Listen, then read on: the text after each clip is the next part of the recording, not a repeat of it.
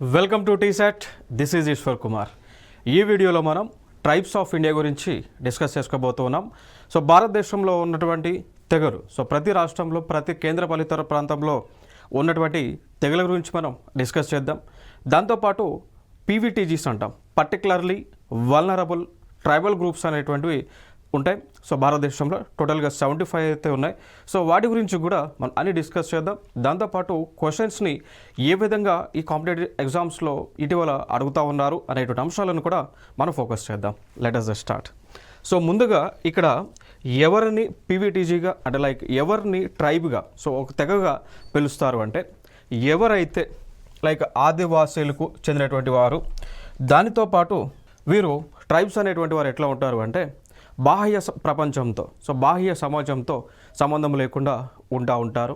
So వీరికి like సపరేట్గా వీరికి ఒక ట్రెడిషన్స్ అనేటువంటివి, ఆచారాలు అనేటువంటివి ఇవన్నీ కూడా ఉంటాయి. సో వీరు బయట వ్యక్తులతో, బయట ప్రపంచాలతో కలవడానికి పడరు. దాంతోపాటు ఎక్కువగా ఈ యొక్క ఫారెస్ట్ ఏరియాస్ ఏవైతే ఉన్నాయో, సో ఆ ఫారెస్ట్ ఏరియాలలో ఎక్కువగా నివసిస్తూ ఉంటారు. దానితో పాటు వీరు పూర్వీకుల నుంచి ఉన్నటువంటి ఆచార వ్యవహారాలను వీరు కూడా కంటిన్యూ చేస్తూ ఉంటారు అండి. ఓకేనా. సో వారిని ట్రైబ్స్గా మనం పిలుస్తూ ఉంటాం. లైక్ వీరు ఒక ఆదివాసీలుగా చెప్పుకోవచ్చు.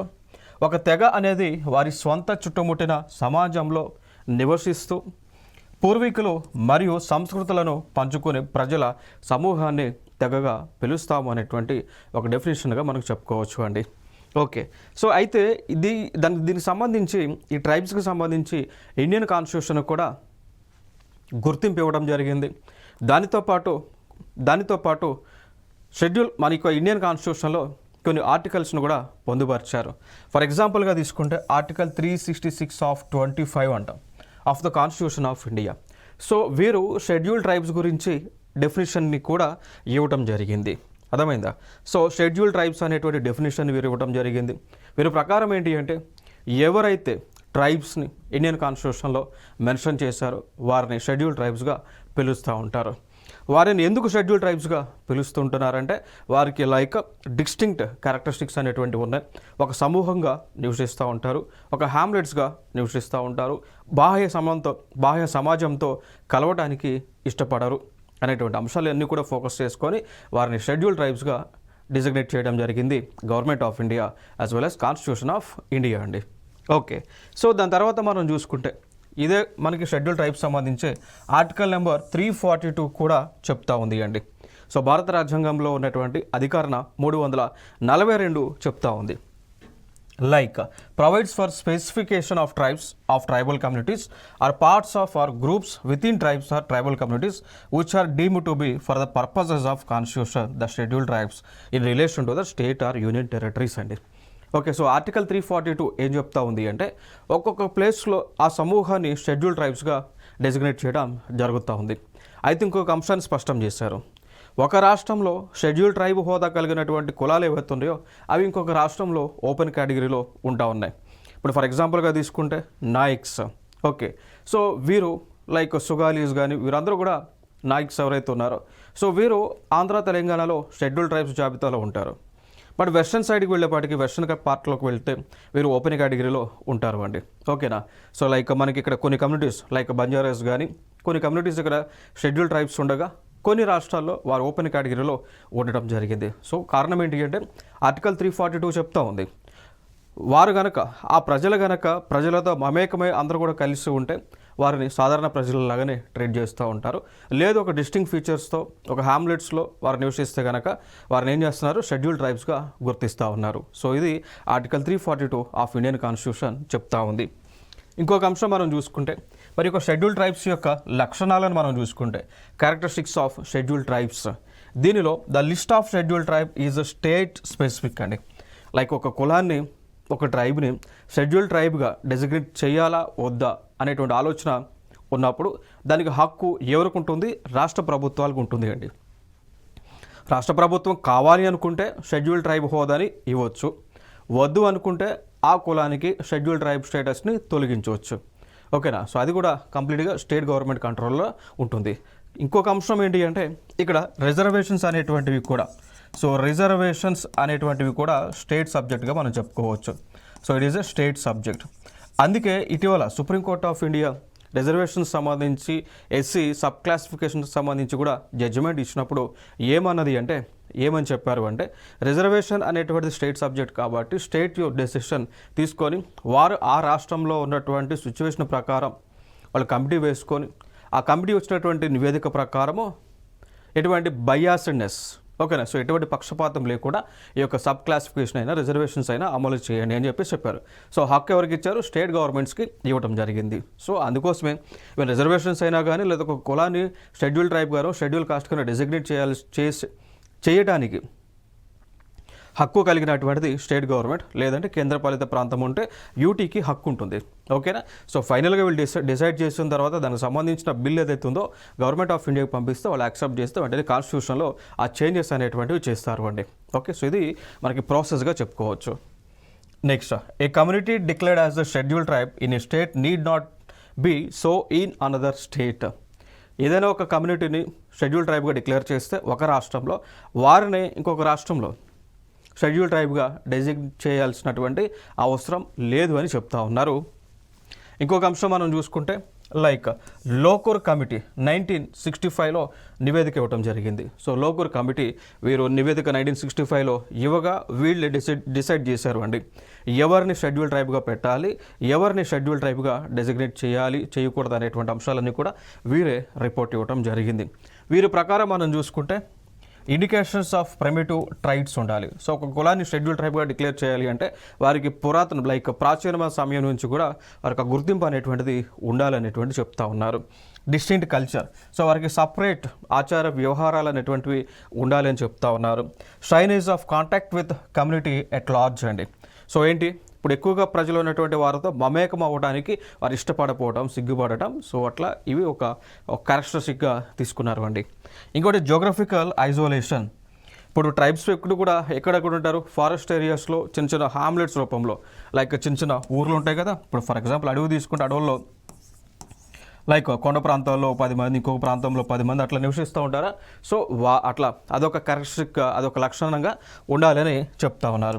దాంతోపాటు బ్యాక్వర్డ్నెస్, వెనకపాటుతనం, సో బ్యాక్వర్డ్ డెవలప్మెంట్ అనేటువంటిది లేకపోవటం, ఎకనామిక్ సో ఆర్థికంగా వారి డెవలప్మెంట్ లేకపోవటం, ఎడ్యుకేషన్ లేకపోవటం, ఫెసిలిటీస్ లేకపోవటం, రోడ్స్, ఎలక్ట్రిసిటీ, వాటర్ ఇవన్నీ కూడా లేకపోవటం, ఇవన్నీ కూడా ఈ యొక్క ట్రైబ్స్ని డెసిగ్నేట్ చేయడానికి క్యారెక్టరిస్టిక్స్గా ఈ యొక్క లోకూర్ కమిటీ తీసుకోవడం జరిగింది. ఓకే, సో ఇదొక ఇంపార్టెంట్ అంశం. సో దాని తర్వాత ఇంకొక కాన్సెప్ట్ వచ్చేసి పర్టికులర్లీ వల్నరబుల్ ట్రైబల్ గ్రూప్స్ గురించి మనం తెలుసుకోవాలి. సో షెడ్యూల్ ట్రైబ్స్ అంటేనే బ్యాక్వర్డ్ పీపుల్. సో వీరిలో ఇంకా బ్యాక్వర్డ్ పీపుల్ అనమాట. సో వారిని మనం ఏమంటామండి? పీవీటీజీస్గా పిలుస్తూ ఉంటాం. పర్టికులర్లీ వల్నరబుల్ ట్రైబల్ గ్రూప్స్గా పిలుస్తూ ఉంటాం. సో ఇండియన్ కాన్స్టిట్యూషన్ ప్రకారం ప్రస్తుత భారతదేశంలో 75 ట్రైబల్ గ్రూప్స్ అయితే ఉండటం జరిగింది. సో టోటల్గా 75 ఉంది ప్రెసిడెంట్ ఆఫ్ ఇండియా డెసిగ్నేట్ చేసినటువంటి ప్రకారం. సో వీరి యొక్క మనం చూసుకుంటే లైక్ మరి ఎవరిని పీవీటీజీగా డిక్లేర్ చేస్తుంది, ఏ కమ్యూనిటీని పీవీటీజీగా డిక్లేర్ చేస్తారు అనేటువంటి అంశంలోకి వెళ్ళినట్లయితే వారు like pre agriculture level of technology ఉండాలండి. ఫర్ ఎగ్జాంపుల్గా తీసుకుంటే మనకి pre agriculture level of technology అంటే జూమింగ్ కల్టివేషన్ అంటాం. ఓకే, లైక్ జూమింగ్ కల్టివేషన్ ఉండాలి. సో జూమింగ్ కల్టివేషన్ అంటే ఏంటి అండి? అంటే ఏం చేస్తారు, ఏముంటుంది ప్రాసెస్ దీంట్లో? ఇప్పుడు అడవులు ఉంటాయా? సో ఫారెస్ట్ ఉంటుందా? సో ఈ ఫారెస్ట్లో అడవులలో ఉన్నటువంటి వృక్షాలను తొలగించి అక్కడ ల్యాండ్ మొత్తాన్ని కూడా క్లియర్ చేసి అక్కడ వ్యవసాయం చేస్తారు కొంతకాలం వరకు.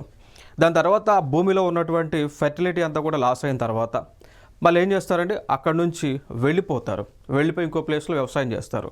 ఈలోపు ఏదైతే భూమిని వ్యవసాయం చేయకుండా వదిలిపెట్టారో మళ్ళీ అదేమవుతుంది, న్యాచురల్ ప్రాసెస్ ప్రకారం ఫెర్టిలిటీని మళ్ళీ రీగెయిన్ చేసుకుంటుంది.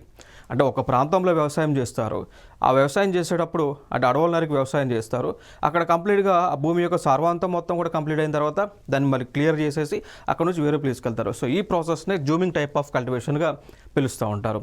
సో ఎవరైతే ఇప్పటికీ కూడా zooming type of cultivation follow అవుతూ ఉంటారో వారిని పీవీటీజీగా డిక్లేర్ చేస్తారు అని చెప్తా ఉన్నారు. ఇంకొక అంశం స్టాగ్నేషన్ ఆర్ డిక్లైరింగ్ పాపులేషన్ అండి. ఇప్పుడు ఫర్ ఎగ్జాంపుల్ వారి యొక్క జనాభా అనేటువంటిది అక్కడ ఉండిపోవాలా లేదా తగ్గిపోతూ ఉండాలి. ఫర్ ఎగ్జాంపుల్ 100 మెంబర్స్ ఉన్నారనుకోండి, ఆ 100 అన్న కంటిన్యూ అవ్వాలా లేదా 90, 80, 70, 60, 40 అట్లా డిగ్రీస్ అవుతానా ఉండాలి. సో అదొక క్యారెక్టరిస్టిక్గా చెప్పారండి. ఇంకొక అంశం ఎక్స్ట్రీమ్లీ లో లిటరసీ. సో అక్షరాస్యత అనేటువంటిది అల్పంగా ఉండాలి, చాలా తక్కువ ఉండాలి పీవీటీజీగా డిక్లేర్ చేయాలి అంటే. ఇంకోటి సబ్సిస్టెన్స్ లెవెల్ ఆఫ్ ఎకానమీ అండి. అంటే ఇప్పుడు ఫర్ ఎగ్జాంపుల్ ఇప్పుడు మనమే ఉన్నాం, వ్యవసాయం ఎట్లా చేస్తాం, మనకు కావాల్సిన దానికంటే ఎక్కువ పండిస్తూ ఉంటాం. మనకు తినడానికి కావాల్సినటువంటి ఆహార పదార్థాలతో పాటు మనం అమ్మి లాభాలు సాధించే విధంగా వ్యవసాయం మనం చేస్తూ ఉంటాం. బట్ ఇక్కడ పీవీటీజీగా వీళ్ళు ఏం చేస్తారు అంటే వారికి కావాల్సినంత మాత్రమే పండిస్తారు. ఇప్పుడు ఫర్ ఎగ్జాంపుల్ వాళ్ళు తినడానికి లైక్ ఒక 2-3 బ్యాగ్స్ రైస్ కావాలనుకోండి, ఆ 2-3 బ్యాగ్స్ సంబంధించిన రైస్ను మాత్రమే వారు పండిస్తూ ఉంటారు. ఓకేనా. సో దాన్ని ఏమంటాము సబ్సిస్టెన్స్ లెవెల్ ఆఫ్ ఎకానమీగా చెప్తూ ఉంటాం. కావాల్సినంత మేరకే వాళ్ళు ఉత్పత్తిని చేస్తూ ఉంటారు. సో అట్లా ఈ క్యారెక్టరిస్టిక్స్ అన్నీ కూడా ఉంటే వారిని పీవీటీజీగా డిక్లేర్ చేయడం జరుగుతుంది. సో భారతదేశంలో ఉన్నటువంటి పీవీటీజీ సంఖ్య ప్రస్తుతం 75. మరి ఒడిశా రాష్ట్రంలో ఫర్ ఎగ్జాంపుల్గా తీసుకుంటే ఒడిశా రాష్ట్రంలో 13 పీవీటీజీస్ అయితే ఉన్నాయండి. సో భారతదేశంలోనే అతి ఎక్కువగా పర్టికులర్లీ వల్నరబుల్ ట్రైబల్ గ్రూప్స్ కలిగినటువంటి రాష్ట్రం అన్నప్పుడు ఒడిశా రాష్ట్రం మన పొరుగునే ఉన్నటువంటి రాష్ట్రం కదా. సో ఒడిశా రాష్ట్రంలో అతి ఎక్కువగా ఉన్నారు. దాని తర్వాత ప్లేస్లో మనం చూసుకుంటే తెలంగాణ. సో ఆంధ్రప్రదేశ్ ప్లస్ తెలంగాణ 2 రాష్ట్రాల నుంచి కలుపుకొని పీవీటీజీస్ వచ్చేసి 12 ఉండటం జరిగిందండి. సో టోటల్ ఏపీ తెలంగాణ కలిపితే 12 ఉన్నారు, ఒడిశాలో 13 ఉన్నారు. సో ఏపీ తెలంగాణ కలిపి 12 ఉన్నాయి. ఇప్పుడు ఎందుకు అంటే లైక్ ఇప్పుడు స్టేట్ మనకి ఎప్పుడు ఫామ్ అయింది, తెలంగాణ 2 జూన్ 2014లో ఫామ్ అయింది కదా. సో దాని తర్వాత ఫామ్ అయిన తర్వాత ఈ పీవీటీజీస్ని సపరేట్ చేయాలి, president of India A commission కూడా వేయలేదు. సో అందుకోసం స్టిల్ ఇప్పటికి కూడా అదే కంటిన్యూ అవుతూ ఉంది. కమిషన్ వేస్తే అప్పుడు చెప్తారు ఆంధ్రాలో ఎంత ఉంది, తెలంగాణలో ఎన్ని పీవీటీజీస్ ఉన్నాయి అని, అప్పుడు వాళ్ళు బైఫర్కేట్ చేయడం జరుగుతూ ఉంటుంది. ఇంకొక అంశం డిస్ట్రిబ్యూషన్ ఆఫ్ ట్రైబ్స్ గురించి మనం మాట్లాడుకుంటే, మరి ఈ ట్రైబల్ పీపుల్ అనేటువంటి వారు భారతదేశంలో ఉన్నటువంటి 28 స్టేట్స్ 8 యూనియన్ టెరిటరీస్లో, సో 28 రాష్ట్రాలు 8 కేంద్రపాలిత ప్రాంతాలు ఏవైతే ఉన్నాయో వాటిలో మనం చూసుకుంటే మొత్తం కలిపి 38 స్టేట్స్లో ఉన్నారండి. ఓకేనా. సో 30 స్టేట్స్లో ఉండటం జరిగింది. క్లియర్ కదా. సో ఇదొక ఇంపార్టెంట్ అంశం. మరి కాన్స్టిట్యూషన్ ఆఫ్ ఇండియా గుర్తించినటువంటి మేరకు, సో ప్రెసిడెన్షియల్ ఆర్డర్ మేరకు గుర్తించినటువంటి ట్రైబ్స్ మనం చూసుకున్నట్లయితే ఇండియా మొత్తం కూడా కలుపుకొని 705 ఉన్నాయి. సో 705 టోటల్ ట్రైబ్స్ ఉండగా ఓన్లీ పీవీటీజీస్ అయితే 75 ట్రైబ్స్ అయితే ఉన్నాయనేటువంటి అంశాన్ని మనం గుర్తుపెట్టుకోవాలి. సో దాని తర్వాత సెన్సస్ 2011 ప్రకారం, సో 2011లో తీసినటువంటి జనగణన ఏదైతే ఉందో దాని ప్రకారం షెడ్యూల్ ట్రైబ్స్ యొక్క పాపులేషన్ని మనం చూసుకుంటే భారతదేశంలో 10.43 crore అయితే ఉన్నారండి. ఓకేనా. సో 2011 యొక్క జనగణన ప్రకారము భారతదేశం యొక్క షెడ్యూల్ ట్రైబ్స్ పాపులేషన్ ఎంత అంటే 10,43,00,000 ఉన్నారు. సో ఇది మనకి అఫీషియల్ ఇన్ఫర్మేషన్ ఇప్పటివరకు అయితే.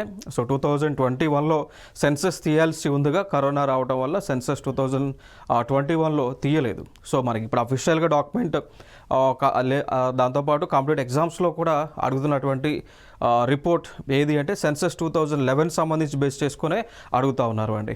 ఓకేనా. సో 2011 సెన్సస్ ప్రకారమే అడుగుతూ ఉన్నారు. So 10.43 crore. మరి ఇన్ టర్మ్స్ ఆఫ్ పర్సంటేజ్ మనం చూసుకుంటే 8.6%ని వీరి యొక్క పాపులేషన్ భారతదేశంలో కలిగి ఉంది అండి. సో 8.6% ఉన్నారు. సో బట్ వీరికి రిజర్వేషన్స్ని 7.5% మేర అందిస్తూ ఉంది. ఓకేనా. సో లైక్ ప్రజెంట్ పాపులేషన్ పెరిగింది కదా, సో 8.6 పాపులేషన్ పెరిగారు, రిజర్వేషన్స్ని 7.5%ని అందిస్తూ ఉన్నారు. ఇంకొక అంశం, దీనిలోనే 89.97% of them are living in rural areas. So like గ్రామీణ ప్రాంతాల్లో 89% నివసిస్తూ ఉన్నారు, పట్టణ ప్రాంతాల్లో 10.03% నివసిస్తూ ఉన్నారు అండి. ఓకేనా.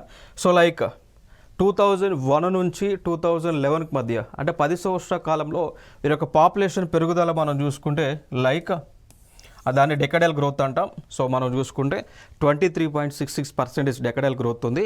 అంతకుముందు దాంతో కంపేర్ చేస్తే లైక్ 17.69% అండి. సో డెకడల్ గ్రోత్ వచ్చేసి షెడ్యూల్ ట్రైబ్స్ యొక్క డెకడల్ గ్రోత్ వచ్చి 23.66%గా ఉంది. అంతకుముందు అయితే 17.69% ఉంది అండి. ఓకే, నెక్స్ట్ సెక్స్ రేషియో గురించి మనం మాట్లాడుకుంటే సెక్స్ రేషియో అంటాం. ఓకేనా. సో సెక్స్ రేషియో గురించి మనం మాట్లాడుకోవాల్సి వస్తే లైక్ 940 ఉంది అవుట్ ఆఫ్ 1000 అండి. ఓకేనా. అంటే సెక్స్ రేషియో అని ఎప్పుడు అంటాము, ఫర్ ఎగ్జాంపుల్ ఇక్కడ మనకి 1000 మంది పురుషులు తీసుకుంటే ఆ 1000 మంది పురుషులకు ఎంతమంది మహిళలు అయితే ఉంటారో, సో ఎంతమంది ఫీమేల్ అయితే ఉంటారో అది మనం సెక్స్ రేషియో క్యాలిక్యులేట్ చేస్తూ ఉంటాం.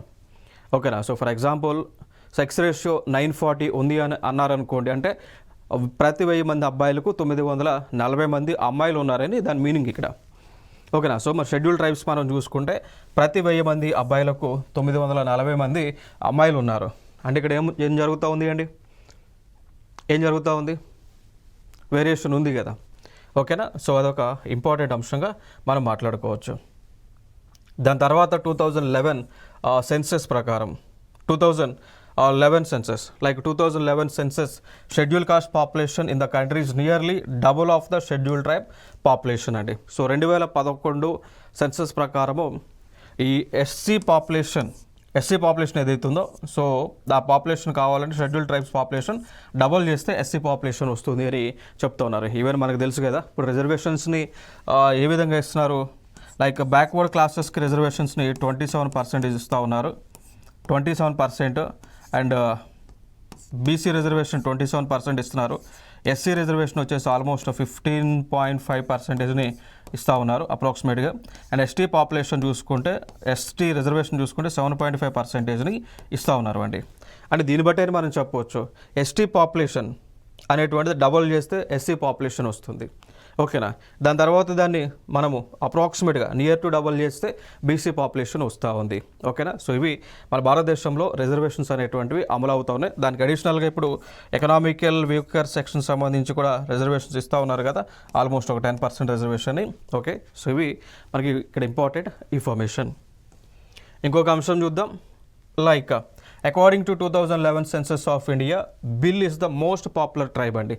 సో భారతదేశంలోనే అతి ఎక్కువ జనాభా కలిగినటువంటి ట్రైబ్ మనం చూసుకుంటే బిల్స్. ఓకేనా. సో బిల్ అనేటువంటి ట్రైబ్ ఎక్కువగా ఉంటుంది. సో వీరి యొక్క పాపులేషన్ మనం టోటల్ పాపులేషన్ చూసుకుంటే 46,18,068 అంటున్నారు. ఓకేనా. సో దీనిలో ఇన్ టర్మ్స్ ఆఫ్ పర్సంటేజ్ చూస్తే 37.7% అయితే టోటల్ ఎస్టీ పాపులేషన్లో ఉంది. సో బిల్ అనేటువంటి వారు ఎక్కువగా ఉంటుంది. సెకండ్ ప్లేస్లో ట్రైబ్స్ మనం చూసుకుంటే గోండ్ ఉంటారు. ఈవెన్ గోండులు మనకి తెలంగాణ, ఆంధ్రప్రదేశ్లో కూడా ఉంటారు. గోండ్ ట్రైబ్స్ ఏపీ అండ్ తెలంగాణలో ఉన్నారు అండి. వీళ్ళు సెకండ్ లార్జెస్ట్ ట్రైబ్గా మనం చెప్పుకోవచ్చు. మరి వీరి యొక్క పాపులేషన్ 43,57,918. పర్సంటేజ్లో చూస్తే 35.6% అయితే ఉంది అండి. ఓకే. నెక్స్ట్ అంశం. Broadly the ST inhabit 2 distinct geographical area. Like మనకి ఎక్కువగా సాధారణంగా మనకి భారతదేశంలో షెడ్యూల్ ట్రైబ్స్ ఎక్కువగా నివసిస్తున్నటువంటి ప్రాంతాలను మనం చూసుకుంటే, లైక్ షెడ్యూల్ ట్రైబ్స్ నివసించేది మేజర్గా మనం చూసుకుంటే సెంట్రల్ ఇండియాలో. సో సెంట్రల్ ఇండియా అనగా లైక్ మధ్యప్రదేశ్ కానీ, జార్ఖండ్ కానీ, ఛత్తీస్గఢ్ కానీ, కొంతమేర ఒడిశా రాష్ట్రాల్లో నివసిస్తూ ఉన్నారు అండి షెడ్యూల్ ట్రైబ్స్ ఎక్కువగా. దాని తర్వాత నార్త్ ఈస్ట్ ప్రాంతంలో, సో ఈశాన్య రాష్ట్రాలు లైక్ మణిపూర్ కానీ, మేఘాలయ కానీ, త్రిపుర కానీ, అరుణాచల్ ప్రదేశ్ కానీ, సో ఇట్లా ఈ రాష్ట్రాలలో ఎక్కువగా ట్రైబ్స్ నివసిస్తూ ఉన్నారు. దాని తర్వాత ఐలాండ్స్ మనం చూసుకుంటే అండమాన్ అండ్ నికోబార్లో ఎక్కువగా ఉన్నారు. ఈవెన్ లక్షద్వీప్ అనేటువంటి ఐలాండ్లో కూడా షెడ్యూల్ ట్రైబ్స్ అయితే ఉన్నారు అండి. బట్ పాపులేషన్ తక్కువ. సో ద్వీపాల్లో ఉన్నటువంటి పాపులేషన్ కంపారిటివ్గా లైక్ రాష్ట్రాల్లో ఉన్నటువంటి పాపులేషన్తో కంపేర్ చేస్తే తక్కువగా ఉంటుంది. ఓకే. సో మధ్యప్రదేశ్లో మనం చూసుకుంటే ఈ యొక్క షెడ్యూల్ ట్రైబ్ పాపులేషన్ 14.69% ఉంటుంది. మహారాష్ట్రలో చూసుకుంటే షెడ్యూల్ ట్రైబ్ పాపులేషన్ 10.08% అయితే ఉంటుంది అండి. ఒడిశాలో మనం చూసుకుంటే 9.2% ఉంది. రాజస్థాన్లో 8.86%, గుజరాత్లో 8.55%, జార్ఖండ్లో 8.29% ఉంది. ఓకేనా. దాని తర్వాత ఛత్తీస్గఢ్లో 7.5, ఏపీలో 5.7% అయితే ఉంటుందండి. ఇక దాని తర్వాత ఇప్పుడు మన భారతదేశంలో ఎన్ని రాష్ట్రాలు? 8 రాష్ట్రాలు. దీని ఎన్ని రాష్ట్రాలు? 28 రాష్ట్రాలు. ఎన్ని కేంద్రపాలిత ప్రాంతాలు? 8 కేంద్రపాలిత ప్రాంతాలు అయితే ఉన్నాయి కండి. సో దీనిలో కొన్ని రాష్ట్రాలలో అర్థమైందా? సో కొన్ని రాష్ట్రాలలో షెడ్యూల్ ట్రైబ్ పాపులేషన్ అనేటువంటిది అధికారికంగా లేదండి. ఓకేనా. సో ఎస్టీ పాపులేషన్ అనేటువంటిది అఫీషియల్గా లేదు, అన్అఫీషియల్గా అయితే మేబీ వాళ్ళు సెన్సస్ రిపోర్ట్ తీసుకున్నప్పుడు ప్రెజెంట్ అవ్వకపోతే ఉండొచ్చేమో, కానీ బట్ అఫీషియల్గా అయితే లేదు. ఓకేనా. సో లైక్ అట్లా ఎస్టీ పాపులేషన్ లేనటువంటి ప్రాంతాలు మనకు 5 రాష్ట్రాలు ఉన్నాయి. 5 రాష్ట్రాలు అంటే 5 రాష్ట్రాలు కేంద్రపాలిత ప్రాంతాలు కలిపి. ఫర్ ఎగ్జాంపుల్గా తీసుకుంటే ఢిల్లీ ఎస్టీ పాపులేషన్ లేదు, దాని తర్వాత పంజాబ్లో లేరు, హర్యానా లేదు, పుదుచ్చేరి లేదు, చండీగఢ్ లేరండి. ఓకేనా.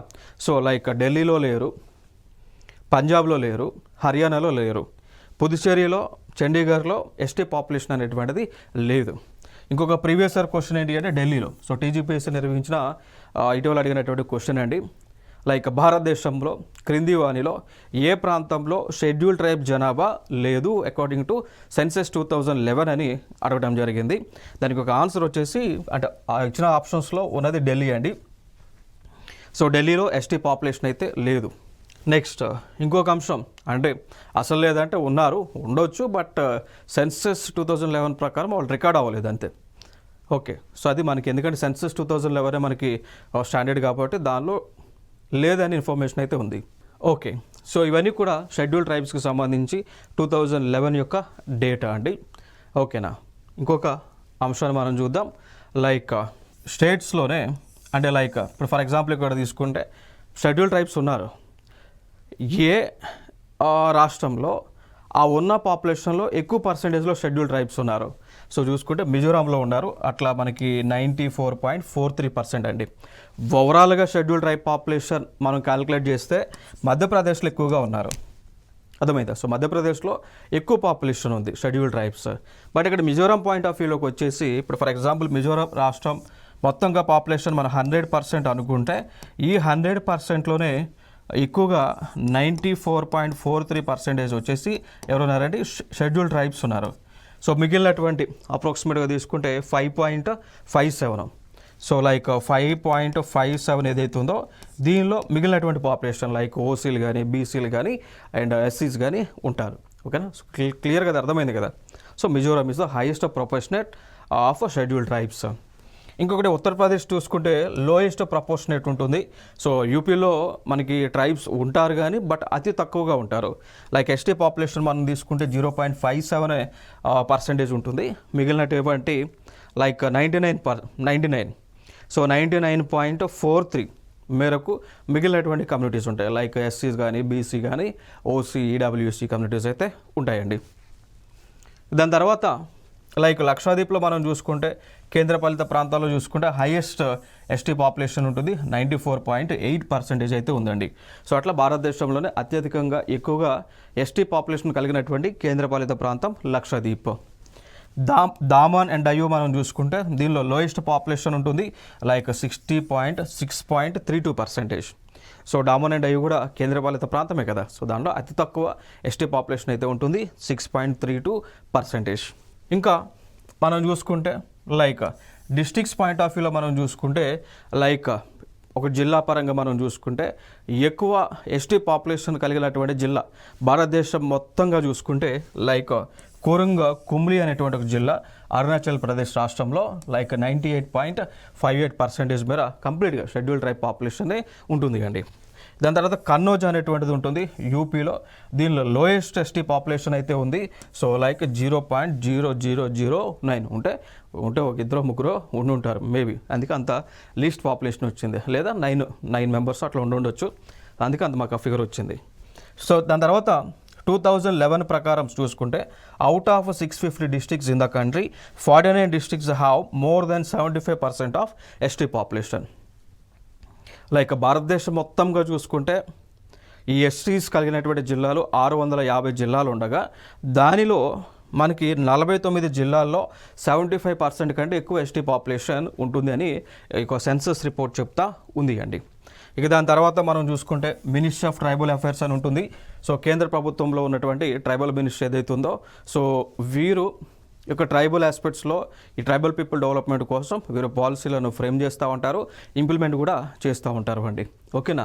సో లైక్ దీని ప్రకారం మనం చూసుకుంటే ఈ మినిస్ట్రీని 199 సో 1999లో ఏర్పాటు చేయడం జరిగింది. గతంలో ఈ మినిస్ట్రీ ఆఫ్ ట్రైబల్ అఫైర్స్ అనేటువంటిది లైక్ చూసుకుంటే ministry of social justice and ఎంపవర్మెంట్లో కలిసి ఉండేదండి. లైక్ ఇప్పుడు షెడ్యూల్ ట్రైబ్స్కి షెడ్యూల్ కాస్ట్కైనా షెడ్యూల్ ట్రైబ్కైనా ఒకే మినిస్ట్రీ ఉండేది, గదే ministry of social justice and empowerment ministry. So దాని తర్వాత 1999లో ఏం జరిగింది, ట్రైబ్స్ యొక్క డిమాండ్ మేరకు ఈ ఎస్సీకి సపరేట్ మినిస్ట్రీ అండ్ ఎస్టీస్కి సపరేట్ మినిస్ట్రీ. ఎస్సీలకు ఉన్నటువంటి మినిస్ట్రీ ఏంటి అంటే మినిస్ట్రీ ఆఫ్ సోషల్ జస్టిస్, ఓకేనా, అండ్ ఎంపవర్మెంట్ అంటాం. ఎస్టీస్కి సపరేట్ మినిస్ట్రీ పెట్టుకున్నారు, ఒక మంత్రిత్వ శాఖ ministry of tribal affairs.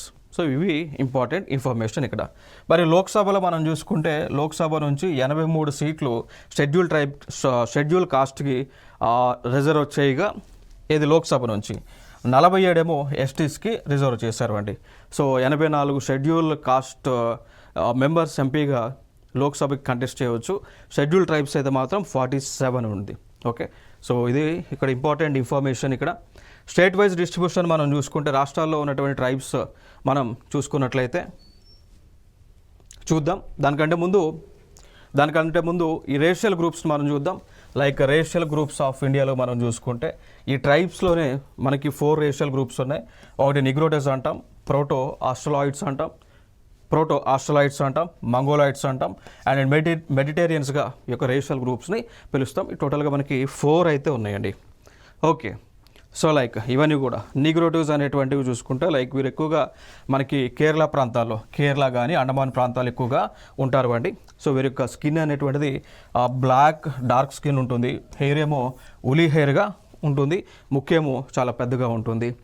So proto ఆస్ట్రలైట్స్ అంటాం, వీరు ఎక్కువగా మనకి సెంట్రల్ ఇండియాలో సెటిల్ అయ్యారు. లైక్ కమ్యూనిటీస్ చూస్తే సంతాల్ కానీ, బిల్, గోండ్, ముండా, ఓరాన్ అనేటువంటి వారు ఈ యొక్క ప్రోటో ఆస్ట్రలైట్స్కి చెందినటువంటి వారు అన్నట్టు, రేషియల్ గ్రూప్కి చెందినటువంటి వారు. మంగోలైట్స్ మనం చూసుకుంటే లైక్ వీళ్ళు చైనా నుంచి రావడం జరిగింది. సో వీళ్ళు మనకి ఎక్కువగా లైక్ హిమాలయ ప్రాంతాలైన లదాఖ్, సిక్కిము, అరుణాచల్ ప్రదేశ్ లాంటి రాష్ట్రాలలో వీరు నివసిస్తూ ఉంటారు అండి. ఓకే, సో మంగోలైట్స్ యొక్క మనం స్కిన్ చూసుకుంటే like pale or light pale skin ఉంటుంది, షార్ట్ హైట్, పొట్టిగా ఉంటారు. చూసాం కదా మంగోలైట్స్ అంటే. ఇప్పుడు చైనాలో ఉన్నారా, జపాన్లో ఉన్నారా, నార్త్ ఈస్ట్ ఈశాన్య రాష్ట్రాల్లో ఉన్నారా, వాళ్ళ మొత్తాన్ని కూడా ఒకలాగే ఉంటాయి ఫేస్లన్నీ కూడా. సో వాళ్ళు మనకు గుర్తుపట్టలేం. ఇప్పుడు చూసినటువంటి వారు ఇంకోసారి మనకు గుర్తుపట్టలేము, ఎందుకంటే అందరూ సిమిలర్గానే ఉంటారు అన్నమాట. వాళ్ళని మంగోలైట్స్గా మనం పిలుస్తూ ఉంటాం. ఓకే, సో వాళ్ళు కూడా అక్కడ ట్రైబ్స్ అన్నట్టు. నెక్స్ట్ మెడిటేరియన్ ప్రాంతంలో కూడా అక్కడ నుంచి కూడా మనకి ట్రైబ్స్ వలస వచ్చారు. వీళ్ళు ఎక్కువగా మనకి లైక్ సౌత్ వెస్ట్ ఏషియా నుంచి మైగ్రేట్ అయ్యారు, ఇండియాకి రావడం జరిగింది. ఓకే, సో లైక్ వీళ్ళు ఇండియాకి వచ్చి ఇండియాలో వివిధ ప్లేసెస్లో లైక్ నార్త్ వెస్ట్ ఇండియాలో ఎక్కువగా వీరు సెటిల్ అవ్వడం జరిగింది అండి. ఓకేనా, సో లైక్ ఇవి మనకి రేషియల్ గ్రూప్స్ సంబంధించినటువంటివి. ఓకేనా, సో రేషియల్ గ్రూప్స్ అని సంబంధించినవి. దాంతోపాటు ఇంకొకటి ఉంటుంది మెడిటేరియన్ అంటాం.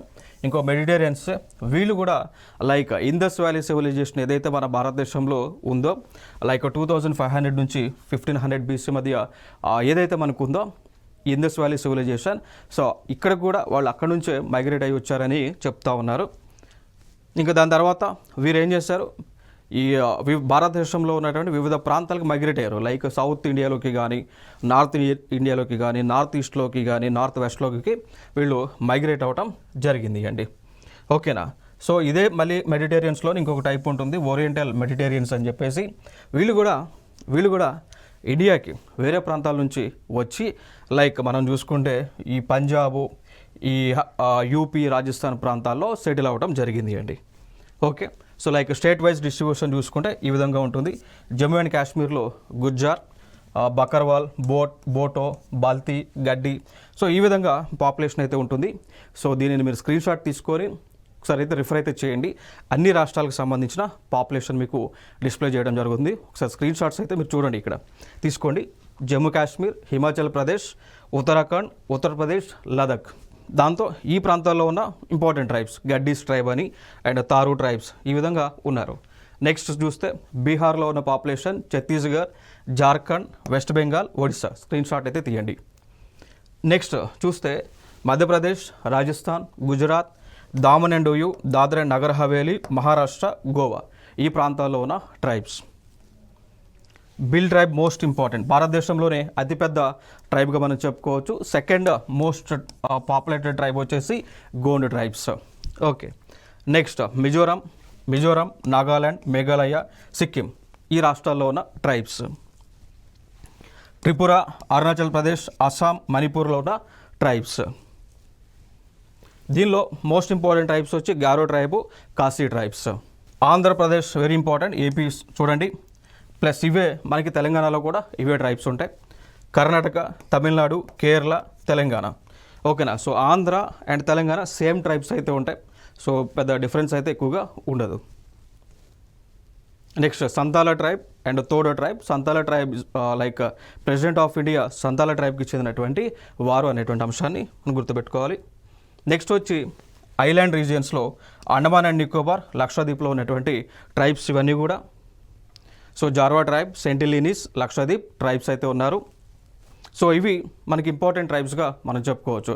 సో ఫైనల్గా మన భారతదేశంలో ఉన్నటువంటి రాష్ట్రాలలో కేంద్రపాలిత ప్రాంతాల్లో ఉన్నటువంటి ట్రైబ్స్ అన్ని కూడా మనం కవర్ చేయడం జరిగింది. దాంతోపాటు సెన్సస్ 2011 రిపోర్ట్ని కూడా మనం కవర్ చేస్తాం. సో నెక్స్ట్ వీడియోలో సరికొత్త అంశాలతో మీ ముందుకు రావడం జరుగుతుంది. Thank you so much.